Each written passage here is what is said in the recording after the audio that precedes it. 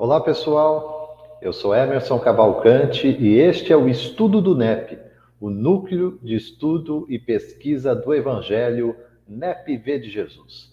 Nosso convite para as redes sociais, seja pela página do Facebook, que você pode curtir, assim como pelo canal do YouTube. Basta se inscrever, acionar o sino de notificações e receber os novos vídeos das atividades semanais do V de Jesus. Aqui às segundas-feiras, o nosso estudo correlacionando o Antigo e Novo Testamento sobre a ótica, sobre a perspectiva da doutrina consoladora, relembrando Jesus e nos ensinando as demais coisas na aplicação da lei divina em nossas vidas. Neste ano de 2024, dando sequência, portanto, aos nossos estudos no Novo Testamento, Carta de Paulo aos Romanos, na nossa série Romanos verso a verso. Eu convido você, portanto, aquele que tiver em mãos aí a sua tradução bíblica ou queira usar os aplicativos da internet que hoje se tem nos celulares para acompanhar aqui a nossa leitura. Assim, se não tiver, né, em mãos nenhuma tradução, nem mesmo um aplicativo no celular, ouça a palavra que vamos anunciar aqui, primeiro usando a tradução de João Ferreira de Almeida e depois também na Bíblia de Jerusalém. Nosso verso de reflexão hoje, capítulo 2 da Carta aos Romanos, verso de número 13. Na tradução de João Ferreira de Almeida, o ensino é o seguinte: porque os que ouvem a lei não são justos diante de Deus, mas os que praticam a lei hão de ser justificados. Na tradução da Bíblia de Jerusalém temos: porque não são os que ouvem a lei que são justos perante Deus, mas os que cumprem a lei é que serão justificados.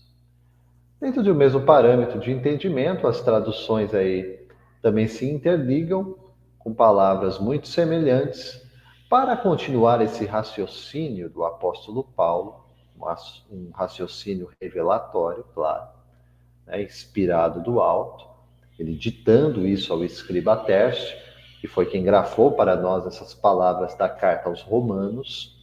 Nós vamos perceber aqui que depois de declarar que Deus não faz acepção de pessoas, lá no verso 11, quer dizer, não faz distinção, separação no sentido da onde veio, de que classe social pertence, de que nação que é israelita ou não é israelita? Não.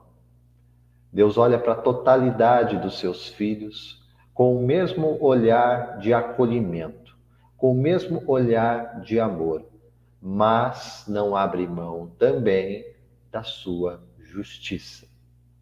E somos, sim, julgados no tribunal da nossa consciência, segundo o entendimento que já possuímos, e por isto somos responsabilizados. Já aprendemos aqui mesmo nessas reflexões, e Paulo reafirma aquilo que aprendemos no Consolador também, de que no tribunal da consciência somos julgados porque na consciência estão gravadas as leis de Deus. Nas tábuas de carne dos nossos corações, como o mesmo apóstolo vai afirmar na carta aos Coríntios. Aqui em Romanos, ele está declarando: Deus não faz essa distinção de pessoas, portanto, todos estamos debaixo do mesmo julgamento, temos responsabilidade sobre aquilo que fazemos, segundo aquilo que já recebemos. E todos, sem exceção, têm na sua consciência essa distinção, esse discernimento da lei divina. Em níveis maiores ou menores, todos podemos distinguir o bem e o mal. Lembrando, relembrando, bem, tudo aquilo que está conforme a lei de Deus. O mal, tudo o que dela se afasta. Como aprendemos na questão 630 de O Livro dos Espíritos, com Allan Kardec. Pois bem, ao entender o que Paulo está nos dizendo, depois de fazer a afirmativa no verso 12, que antecede essa reflexão de estudo no verso 13 hoje, no verso 12, só recapitulando a semana passada, né? Todos aqueles que pecaram sem lei perecerão. Todos aqueles que pecaram com a lei, pela lei serão julgados. Relembrando aqui, né? Quer dizer, eu me equivoquei, eu me afastei, eu elegi caminhos contrários, opostos à vontade de Deus. E fiz isso sem conhecer a lei.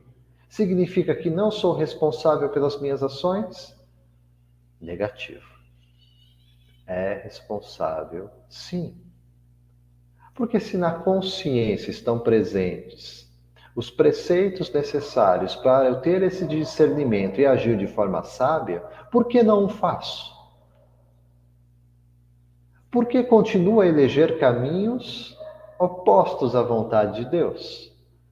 Esta é a questão. E por isto seremos julgados. Por isso nós teremos que responder diante das leis naturais sobre os males que vêm a cometer, prejudicando a mim mesmo, prejudicando ao meu próximo, prejudicando a comunidade a que fui chamado a contribuir. É justo que seja assim. E assim se dá pela lei natural de semeadura e colheita, de ação e reação, de causa e efeito. Mas para que não nos pese de tal forma, a que não venhamos a suportar esta condição, Deus sempre, em sua justiça, mas também em sua profunda misericórdia, nos visita, em um ato gracioso de misericórdia, atenua as penalidades através da ação amorosa junto de nós, dos seus prepostos, dos seus benfeitores, a nos orientar, a nos instruir, a nos inspirar, com especial atenção.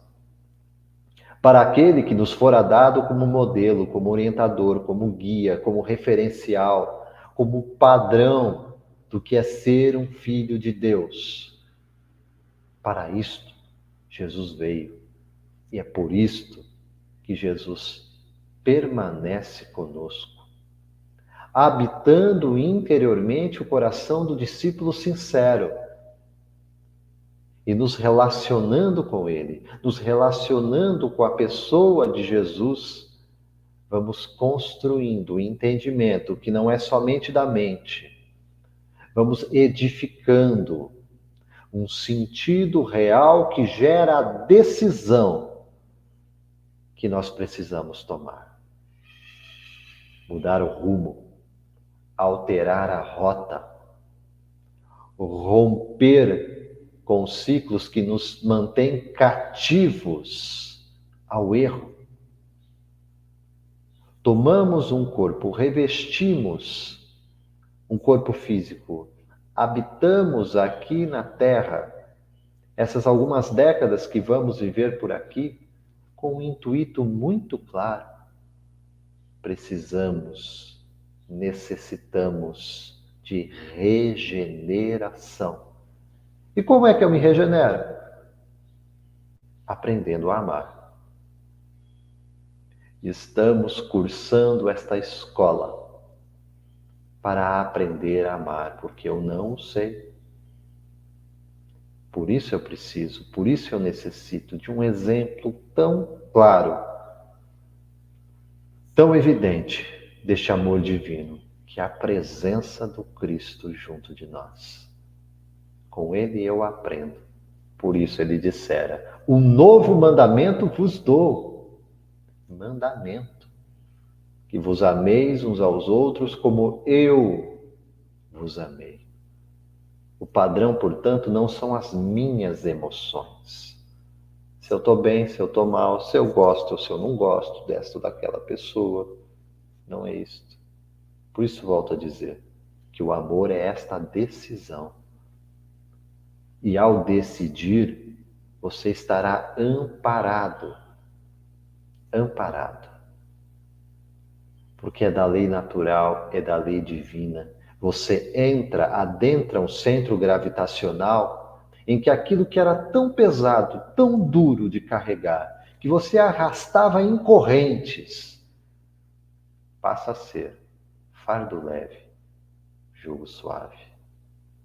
A humildade e a caridade que emanam do Cristo para nós regenera o nosso coração. Naqueles padrões que já no Antigo Testamento, na primeira revelação, Jeremias e Ezequiel chamavam a atenção usando o símbolo de um transplante, tirar o coração de pedra e pôr um coração de carne. Nesse processo de humanização a que todos nós estamos submetidos pela lei do progresso. Deus nos quer novas criaturas e por isso nos dá abençoadas oportunidades de aprendizado e de construção nessas lições que são, sim, as expiações e as provas. Expiação para reparar os erros que nós mesmos cometemos, que somos chamados a rever. Provas, precisamos ser avaliados para ver se firmamos o entendimento, para ver se mudamos o caráter, se passamos de fato a viver de acordo com aquilo que dizemos crer. Lembrando que crença aqui, gente, não é o conjunto de preceitos a quem eu vinculo meu entendimento. É assim, eu acredito porque eu sei que é assim. Não. É preciso saber para viver. Numa ação que nós sabemos que não será fácil. Teremos percalços, teremos deslizes, teremos momentos em que vamos, de fato, vacilar, sentir dificuldades. Mas lembremos, há um vinde a mim constante, saindo dos lábios de Jesus, para nos chamar. Está aflito? Você está sobrecarregado? Vinde a mim, eu vos aliviarei. É isso que precisamos ouvir, atender e seguir. Na obra O Evangelho segundo o Espiritismo, com Allan Kardec, aprendemos um pouco mais a respeito da interpretação aqui, olhando para Romanos 2, verso 13. Relembrando aqui que Paulo está ensinando na carta. Porque os que ouvem a lei não são justos diante de Deus, mas os que praticam a lei hão de ser justificados. Ou seja, não basta eu ser ouvinte. Estou ouvindo, estou sendo informado, estou recebendo a mensagem, eu estou captando, estou entendendo o que está sendo dito. Não basta. É preciso ser praticante da lei recebida. Lembrando que aqui o segundo capítulo, todo ele, né? Paulo está fazendo uma avaliação para traçar um diagnóstico dos israelitas, dos judeus. Depois de já ter tratado dos gentios, agora olha para os judeus. E está dizendo para eles, não basta você se vangloriar porque tem a lei, conhece a lei, recita a lei, a tem por referencial de verdade. É preciso ouvir e é preciso agir. Praticar de acordo com aquilo que recebeu. E descrer. Se o meu coração está vinculado a esta lei, se eu aceito como ela é, boa, santa e agradável, de acordo com a vontade do Pai, por que viver em oposição a ela? Comentando um pouco a respeito disso, Allan Kardec, mencionando aqui, capítulo 18 do Evangelho segundo o Espiritismo, capítulo intitulado Muitos os chamados, poucos os escolhidos, Kardec, naquela passagem que Jesus vai anunciar, né, em Mateus, capítulo 7, entre os versos de 21 a 23, vai dizer, né, nem todos que dizem Senhor, Senhor, entrarão no reino de Deus, mas somente aquele que faz a vontade do meu Pai. Kardec, comentando no item 9, texto do próprio codificador, brevemente aqui vou mencionar, deixando a dica para vocês depois da continuidade da leitura. Pois bem, o codificador vai ensinar assim: todos aqueles que proclamam a missão de Jesus dizem Senhor, Senhor, reconhecem o seu senhorio. Mas de que serve chamá-lo mestre ou senhor se não lhe seguem os preceitos? São cristãos aqueles que o honram por atos exteriores de devoção e sacrificam ao mesmo tempo ao orgulho, ao egoísmo, à cupidez e a todas as suas paixões? São seus discípulos aqueles que passam dias em prece e que não são com isso nem melhores, nem mais caridosos, nem mais indulgentes para com seus semelhantes? Não, porque assim como os fariseus, eles têm a prece nos lábios e não no coração. Kardec vai complementar aqui em uma outra passagem, também o Evangelho segundo o Espiritismo, já no capítulo 28, tratando sobre a coletânea das preces espíritas, um olhar especial para a oração dominical, o Pai Nosso, aquele modelo, aquele padrão de orientação que os discípulos pediram a Jesus e Jesus ofertou a eles. Na oração do Pai Nosso, entre outras coisas, nós vamos dizer, né? Venha o vosso reino. Um pedido que fazemos no Pai Nosso, não é? Se eu peço para que o reino venha, é porque eu reconheço que eu não me encontro nele. E quando eu faço esse pedido, portanto, entendendo o reino aqui, não como um espaço geográfico, entendendo o reino aqui como um estado espiritual, um estado de consciência. Aquela mesma onde estão gravadas as leis divinas e pelas quais eu serei julgado, com lei ou sem a lei. Serei julgado por ela. Pois nessa condição, quando recito no Pai Nosso, né, expresso isso em prece, em oração, venha o vosso reino, Kardec vai comentar aqui assim: ninguém pode pretestar ignorância de vossas leis, porque em vossa providência paternal quisestes que elas fossem gravadas na consciência de cada um, sem distinção de culto nem de nações. Aqueles que as violam é porque vos desconhecem. Dia virá em que, segundo a vossa promessa, todos as praticarão. Então a incredulidade terá desaparecido. Todos os reconhecerão como soberano Senhor de todas as coisas, e o reino de vossas leis será o vosso reino na terra. Esse é o reino já estabelecido, né?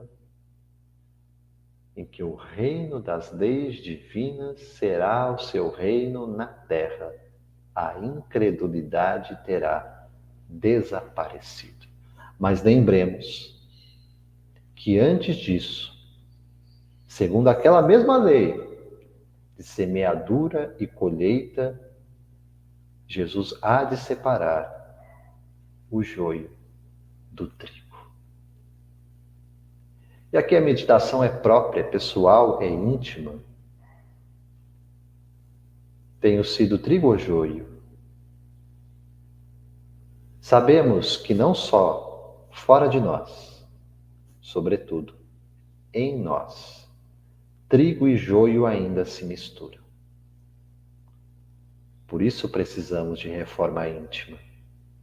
Por isso apelamos a essa transformação interior, pedindo apoio, sustentação, fortalecimento, fé para vencermos as imperfeições que ainda nos caracterizam. Veja que lá no item que mencionamos, no capítulo 18, Kardec fala em ofertar, como se eu estivesse ali entregando no templo, sacrificando no templo. Ele usa essas referências, mesmo a tradição judaico-cristã. Mas estamos fazendo isso em nome do quê? Do orgulho, do egoísmo, da cupidez, como ele escreve lá? Ou de fato eu estou ofertando no altar das coisas santas o meu coração, entendendo aqui, o meu sentimento,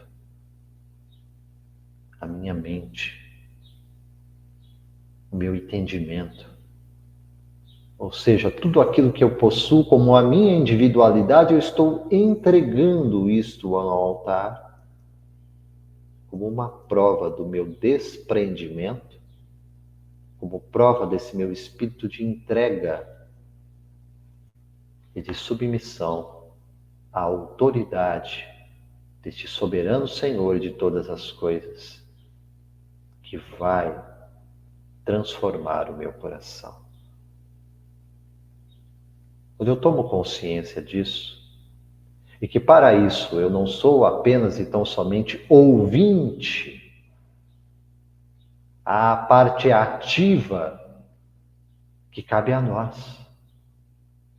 Por isso que eu usei a palavra decisão lá atrás, porque decisão tem a ver com ato volitivo, vontade. De fato eu quero. Não é um querer apenas dos lábios. Eu gostaria que fosse diferente. Não. Não. Se você gostaria, você não quer. O eu quero é o sentido, eu vou alcançar. Eu estou alcançando porque estou no processo. Ainda que não esteja pronto, ainda que não esteja perfeito. A questão aqui não é da perfeição, mas é de estar no caminho. Comprometer-se. Quão poucos, afirma os benfeitores, quão poucos dentre vós fazem esforços. E precisamos buscar, precisamos querer.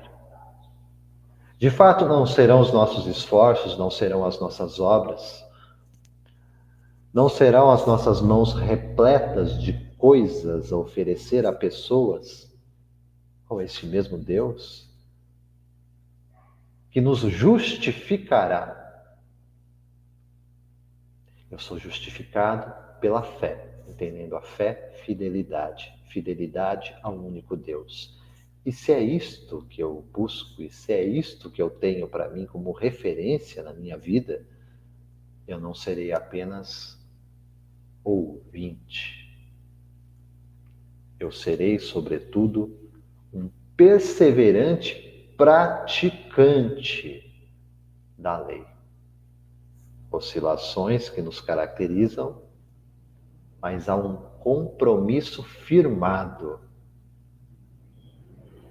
E por conta disso, eu sempre e a todo instante vou ter por guia, por referencial, qual a vontade de Deus ao meu respeito.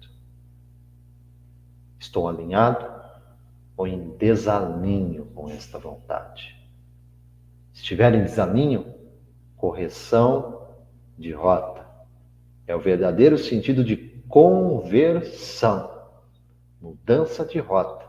E aquele arrependimento que tanto mencionamos aqui, mudança de mentalidade, para sermos de fato novas criaturas em Deus.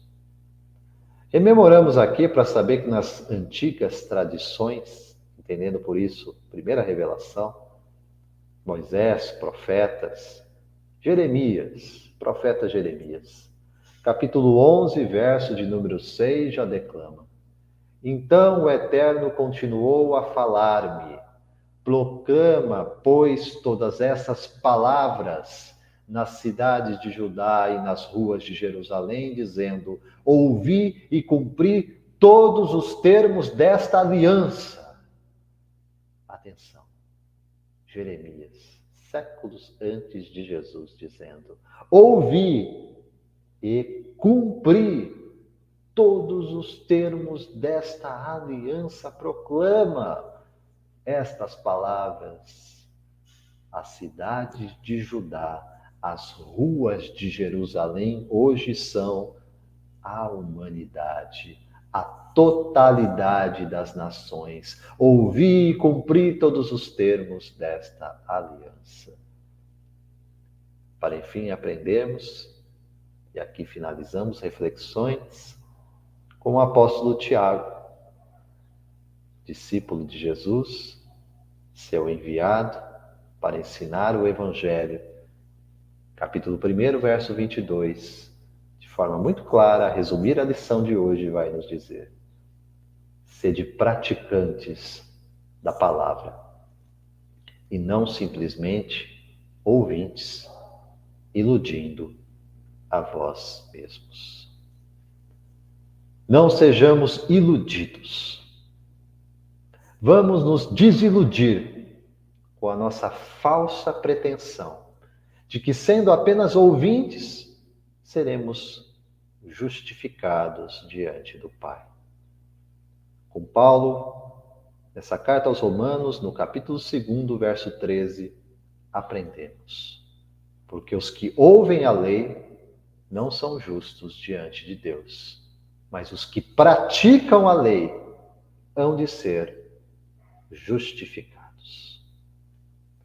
Amados, essas foram as nossas reflexões em torno desse segundo capítulo, verso 13 da carta de Paulo aos Romanos. Aqui na nossa série Romanos verso a verso. Fica o convite mais uma vez nas redes sociais, seja pela página do Facebook, seja pelo canal do YouTube. Se inscreva, siga, compartilhe, leve adiante o Evangelho, a boa nova de Jesus para os corações. Aqui sempre às segundas-feiras, às 20 horas, o nosso encontro. NEPV de Jesus, no estudo, reflexão, concatenada aqui, olhando para o Antigo e Novo Testamento, sobre a ótica, a perspectiva da doutrina consoladora. Eu sou Emerson Oliveira Cavalcante e deixo aqui os meus votos de paz, luz, sabedoria. Que Deus nos abençoe hoje e sempre. Até a próxima. Até breve.